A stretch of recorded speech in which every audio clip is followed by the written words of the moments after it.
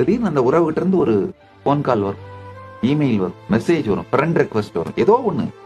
உங்கள் உறவுகளை இழந்திருந்தீங்கன்னா, இல்ல உறவினர்கள் இறந்தே போயிருந்தால் கூட நான் சொல்ற இதை மட்டும் செய்யுங்க. உங்க வாழ்க்கையில முக்கியமான உறவு நபர் யாரையாவது இழந்துட்டீங்கன்னா, அது உங்க முட்டாள்தனமா இருக்கலாம், இல்ல ஏதோ ஒரு காரணமா இருக்கலாம், கவலைப்படாது. இரவு அந்த உறங்கும் பொழுது அகம் பாவத்திலிருந்து நீங்க அகம் சுபாவத்துக்குள்ள போற அந்த காரண சரீர காலத்துல நீங்க அந்த உங்களுக்கும் அவருக்கும் மனஸ்தாபம் ஏற்பட்டது அல்லது பிரிந்தது சங்கடமானது அதையெல்லாம் அழிச்சிட்டு உங்களுக்கும் அவருக்கும் நல்ல உறவு இருக்கிற மாதிரியே இருக்குது.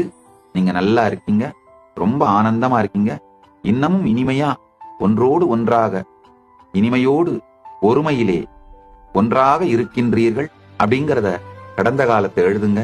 நிம்மதி அந்த உணர்வோடையே அகம் சுபாவத்துக்குள்ள முழுகிடுங்க.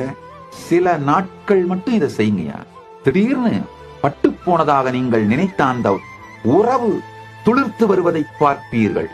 திடீர்னு அந்த உறவுகிட்ட இருந்து ஒரு போன் கால் வரும், இமெயில் வரும், மெசேஜ் வரும், ஃப்ரெண்ட் ரெக்வஸ்ட் வரும், ஏதோ ஒண்ணு. ரிலேஷன்ஷிப்ல உறவுல இருந்த கசப்பெல்லாம் கரைஞ்சு போயிட்டு இனிமையா மலர்ந்துரும். சில நாட்கள்ல உங்க 2 பேர் மனசுக்குள்ளேயுமே இந்த மாதிரி ஒரு பிரச்சனை நடந்தது அப்படிங்கறதே நினைவில்லாம போயிடும்.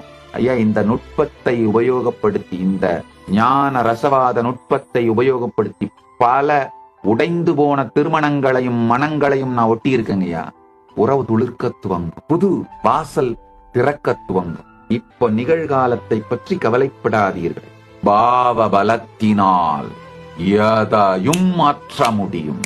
உடனே இதை நான் செஞ்சா உடனே சரியாயிருமா? கொஞ்சம் செய்யுங்கப்பா, நடக்க விடு. Trust the process.